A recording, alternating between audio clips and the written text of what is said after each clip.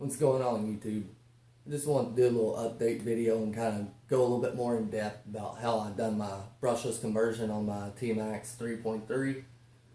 You know, try to help anyone out there that's possibly thinking about doing this conversion. I definitely like the truck.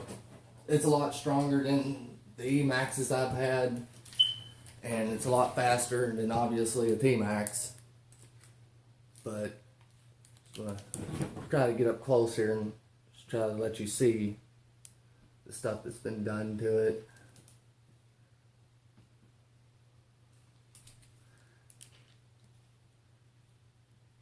It's got the Mamba Monster 2 2200 kV motor. This is all waterproof. What I actually done, that's another thing I want to show. So it's actually like a slash receiver box, and then I just took and drilled 2 holes through it, and it hooks to the steering links here, similar to how they do it on the E-Max. And then I was able to take the receiver case for the stock 3.3, and I just cut some of it off here, and then this fits almost in there perfectly.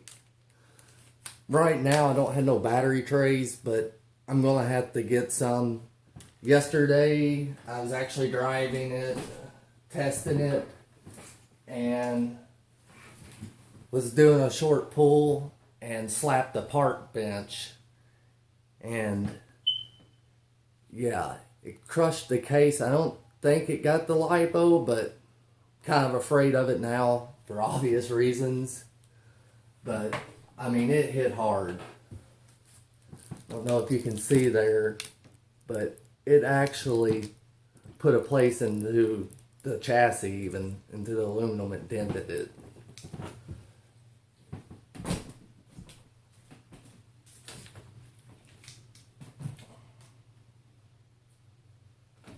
So I'm running the first generation E-Max trans, which is the original 2-speed manual shift transmission.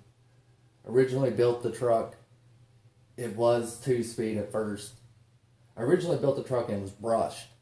And then I had a newer E-Max, I sold it and bought the brushless system for it.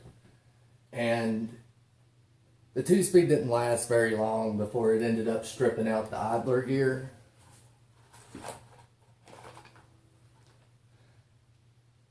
And to find metal gears for it, it's really hard, to really expensive. And plus the slipper on the first generation E-Max sucks. I mean, it slips so much. So I wanted to get, upgrade to the new style. And I wanted to upgrade the transmission, make it a little stronger. So I ended up locking it into second gear. And the problem is when you run the metal idler gear, it will make contact with this. You can't run 2 because it's wider than the original gear. So what I done is I just actually pulled out one of the idler gears, and then I put the metal E-Revo metal idler gear in there, and then I trimmed one side of this all the way around with a Dremel. And once I done that, the gear fit down there perfectly, and then it doesn't hit it. And I still got the stock bottom gear in there, and I've had absolutely no issues now ever since I've done that. The next thing is like if you're doing this with a stock 3.3, the problem is the diffs just can't handle the power.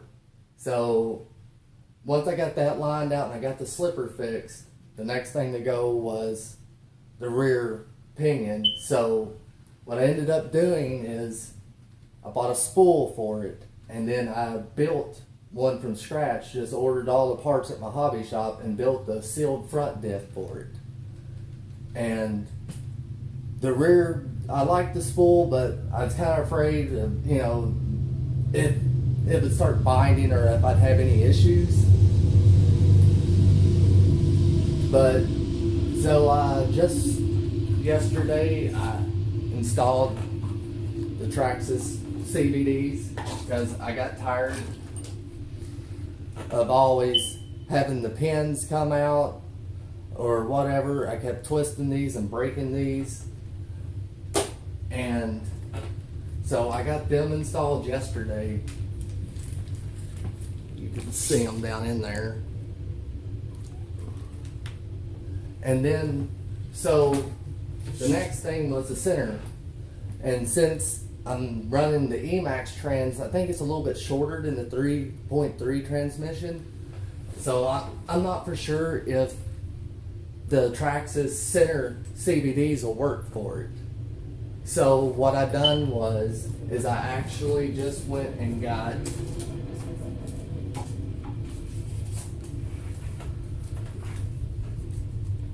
E-Revo cups, $8.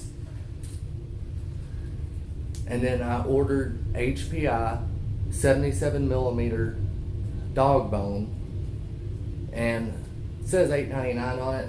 I think that's about what I paid. I don't remember. I think it was $8. I don't remember if shipping was free or not. But so I done that, and so the rear now has been upgraded to that, and it looks really beefy. I don't think I'm gonna have any issues. And then also while I was at it, I used one of the drive lines and I shortened it and added it to the front. I figured that, that's stronger than what was on it, because it did just have the T-Max 3.3 on it. And what I done is I just cut the pins off for the disc brake assembly. It has like 2 pins that you have to cut off, but once you cut them off, you can put it on. But I'm gonna see how this holds up, and if I have any more issues, I'm gonna do something similar to this and try to find what the length is, because it's a little bit shorter is what I believe. Not for sure. The next issue I've had is yesterday, once I've done that, I typically run it on 4S. So yesterday I wanted to run it on 6S. I've only ran it one other time on 6S, and it's just crazy. And it didn't last very long before this happened. It just sheared the ear for the spool right off. So now I'm not sure what I'm going to do. I'm thinking I'm going to just go up to my local hobby shop here in a little bit. I'm going to try to order the parts to build another sealed diff. And hopefully that'll hold up. And then if that doesn't, I guess I'll probably try to do the LST mod for the rear. The front don't take as much abuse. That's why I'm thinking that plastic shaft should be fine. But, this rear one, I highly recommend it for anyone that's wanting to do this conversion, or even if you have a 3.3. I'm pretty sure that you can do this too. I think that the back of the transmission's about the same. But you can Google it to verify for sure. But I really like this truck. I'm going to have to come up with a battery tray of some sorts, because this isn't just the best design, especially after it cracked my battery yesterday. So I don't know. I'm either thinking about putting 2 batteries back here like this, or maybe getting like the Techno tray. I know there's a couple different options out there. MyElectricEmax.com, they have some good information and stuff for anyone that wants to learn more about how to do the conversion, or what you need, or what's compatible with what. But overall, I really like it.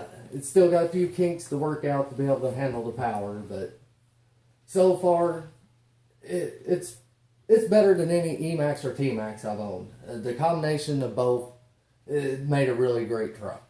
I hit a rock, 30, 35 miles an hour, and it just bounced straight up in the air. And I haven't really had a whole lot of issues, just driveline issues, and that's why I got these CVDs. But it found the next weakest link, so I'll have to upgrade that. But I'm running the RPM bulks, True Track setup, bulks in the front, RPM arms too, RPM carriers,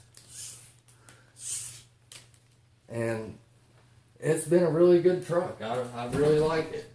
I highly recommend anyone out there that has maybe a T-Max 3.3 like I did that's blown up and just sitting in the corner, and you don't really feel like messing with nitro anymore because it's, to me it's a pain anymore. I don't feel like tuning it and doing all that. I just want to throw the batteries in and let it rip. But that's it for this video. If you have any questions, just please comment and I'll do my best to try to answer them. You know, if you anything else you want to know more about, in depth on my transmission, possibly maybe doing a video on it, an overview, and actually pull it apart. I need to inspect it, and it hasn't been opened since I built it. So I'd like to go and just make sure everything's doing all right in there and I'm not having any wear issues.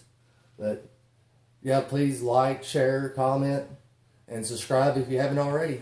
Thank you.